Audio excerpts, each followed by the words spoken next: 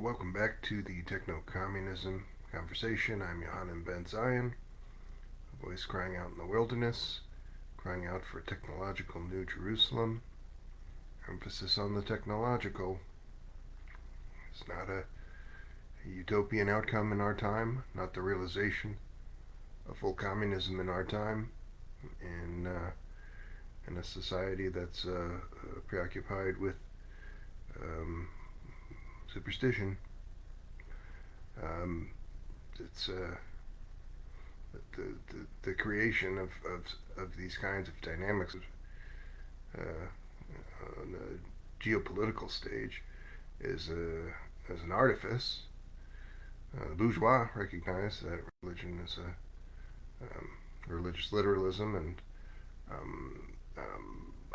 hyper-nationalisms derived or related to this are bourgeois phenomena, and that they help to shore up their bourgeois control of the world, and they've created that world, just as they've created in 1,000 other ways a world that is less humane and sustainable to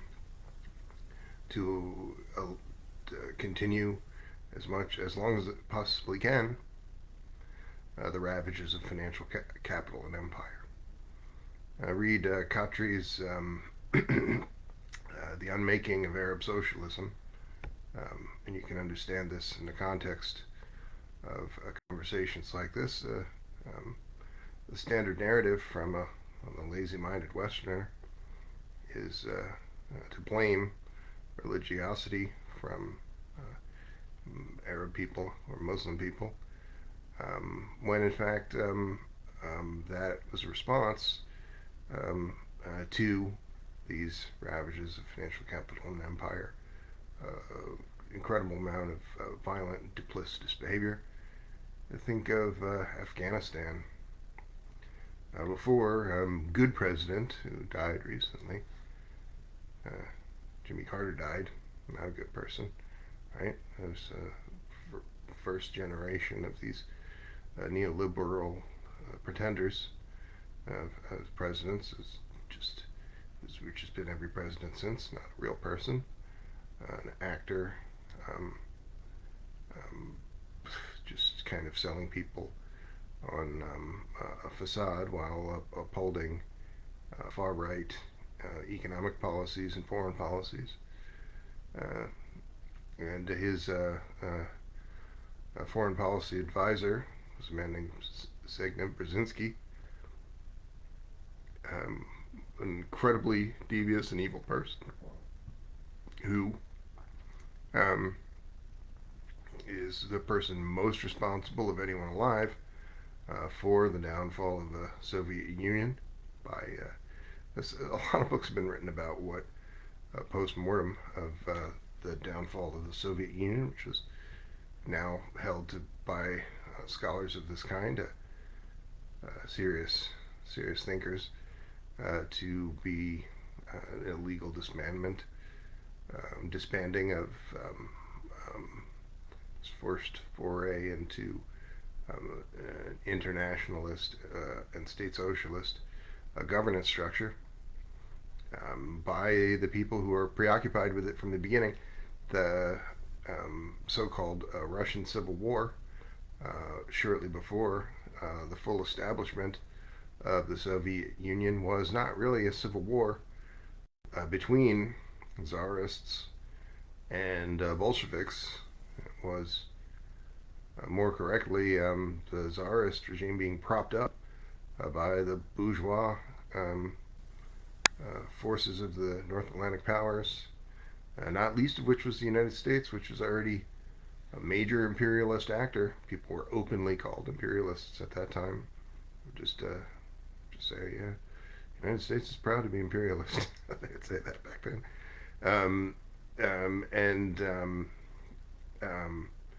This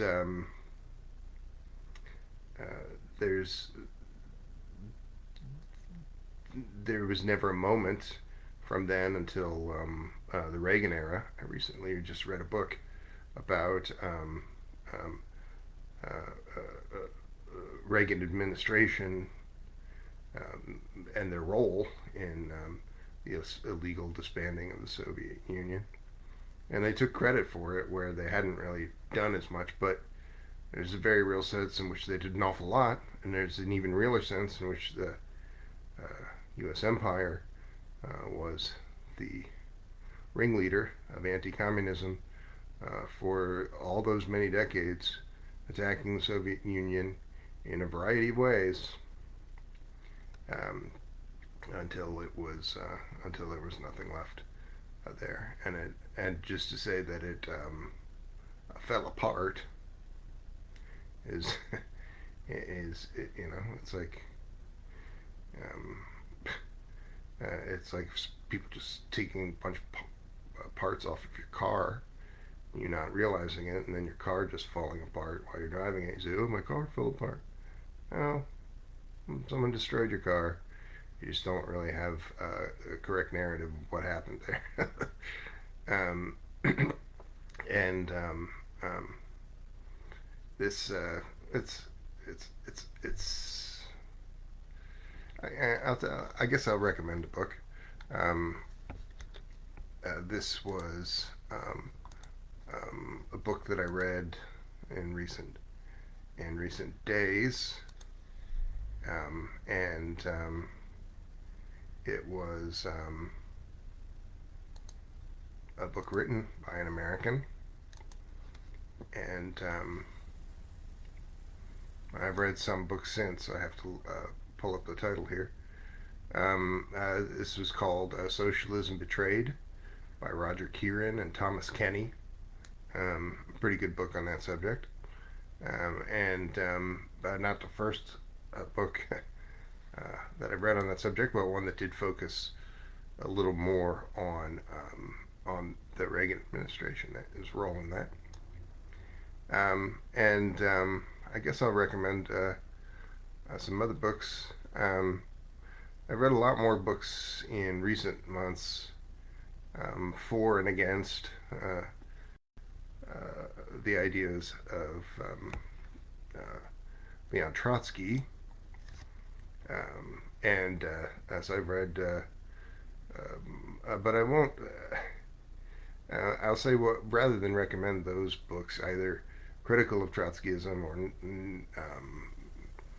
describing the ideas of Trotskyism in greater detail, I'll just say that it doesn't really sort of much function to obsess about Trotsky or the doings, palace intrigues of a state that doesn't exist anymore. It's better to articulate the things that are coherent in Trotskyism, like world revolutionism, and so I have read in recent months a fair amount of works about what Trotskyists of the late 20th and early 21st century actually want to do in this context of world revolution and permanent revolution, and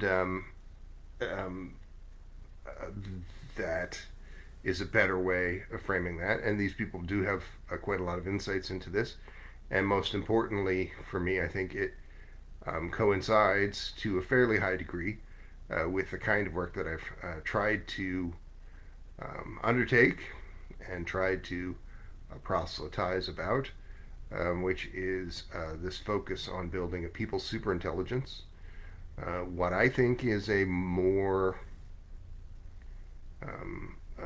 developed view of cybernetics than that of the late 20th or early 21st century philosopher. A lot of what we could describe as neo-Marxism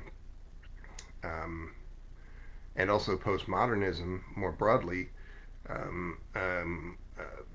deals quite a lot with cybernetics and systems theory and the application of advanced technology to societies, but it does so in a kind of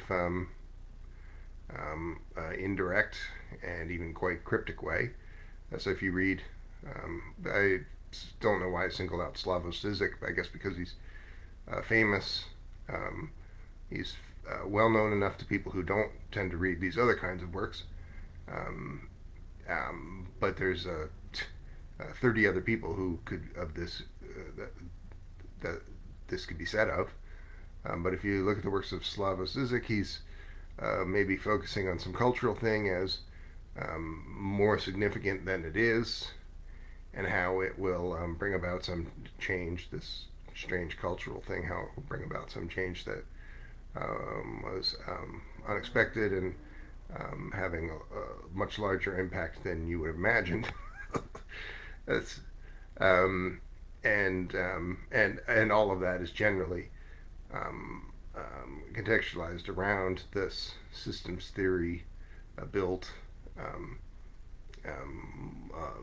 20th and early 21st century world order.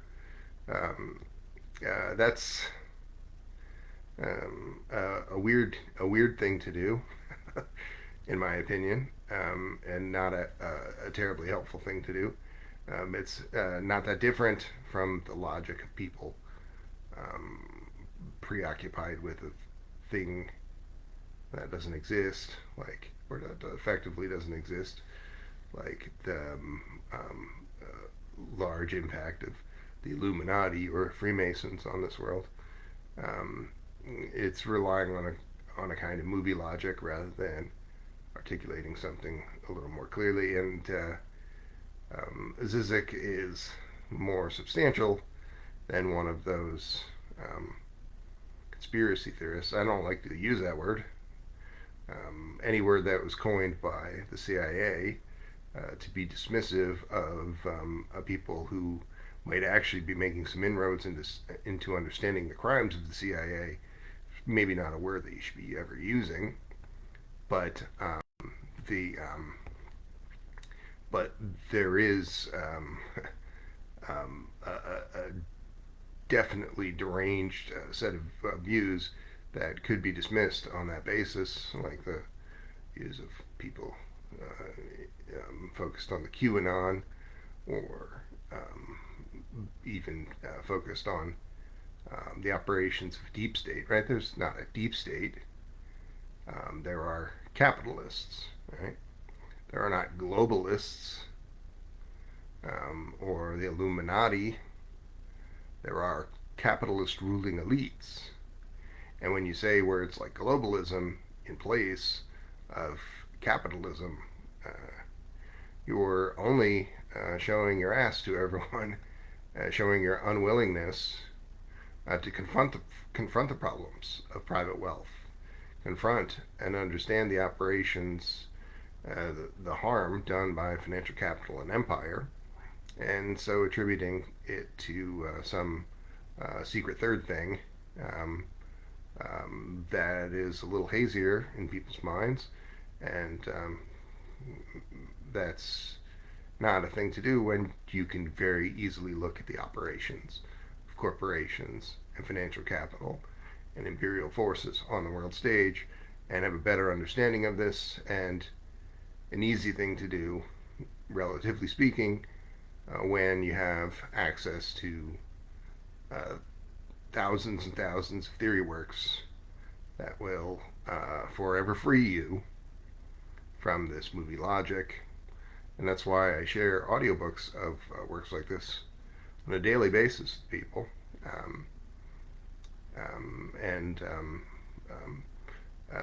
To try to talk to people not just about scientific communism, but also this field, cybernetic communism, which is there are not thousands and thousands of works about cybernetic communism, unfortunately, but it is the most important discipline, the most important field of the 21st century.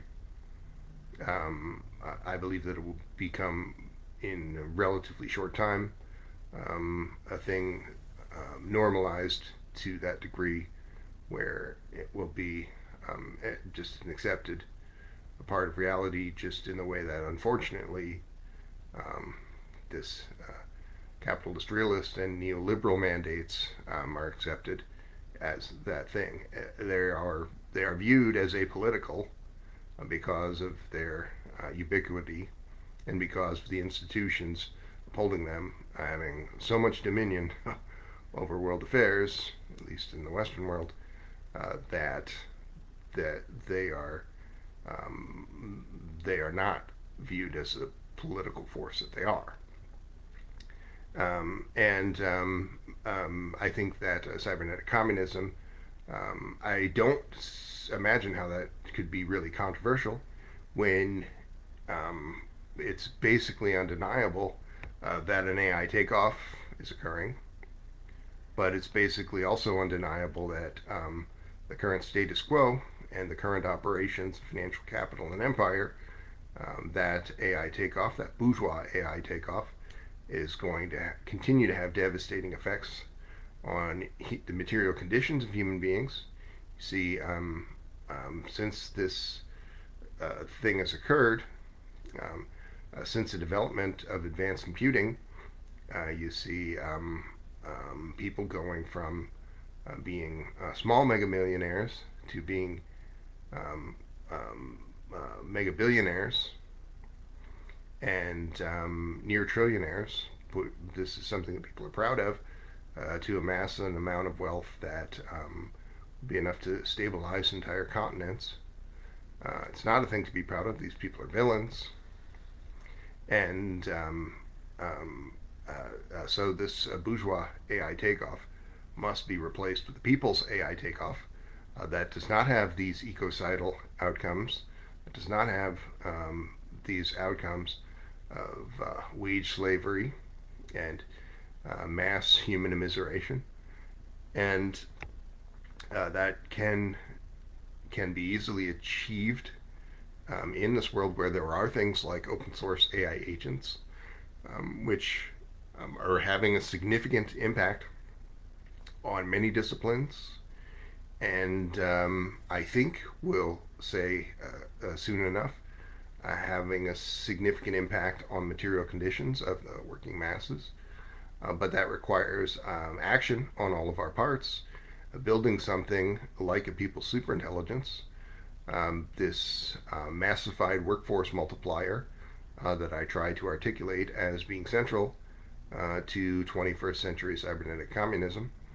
And people like these neo Marxists and the broader follies of the postmodernists, they don't focus on this, and they haven't focused on this, but perhaps for good reason, because the open source large language model AI agent did not exist until quite recent months.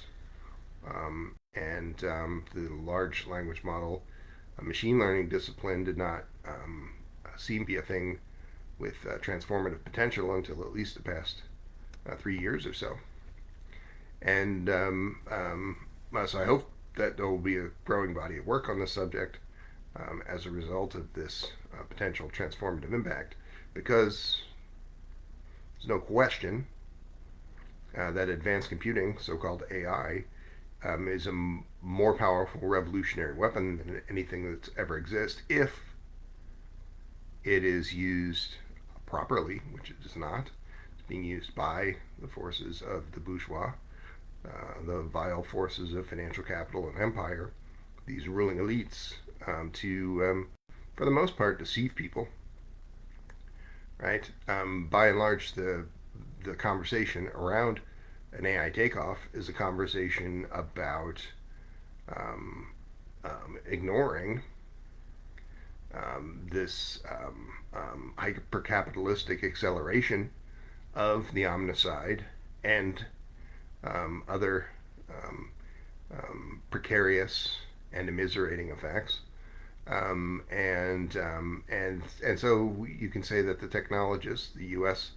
Technologist and technophile, is a person who overwhelmingly is selling people a bill of goods, a pack of lies, overwhelmingly selling people trickle down economics with some science fiction mumbo jumbo thrown in to make it appealing again in the way that trickle down economics has never really been appealing, but still been accepted.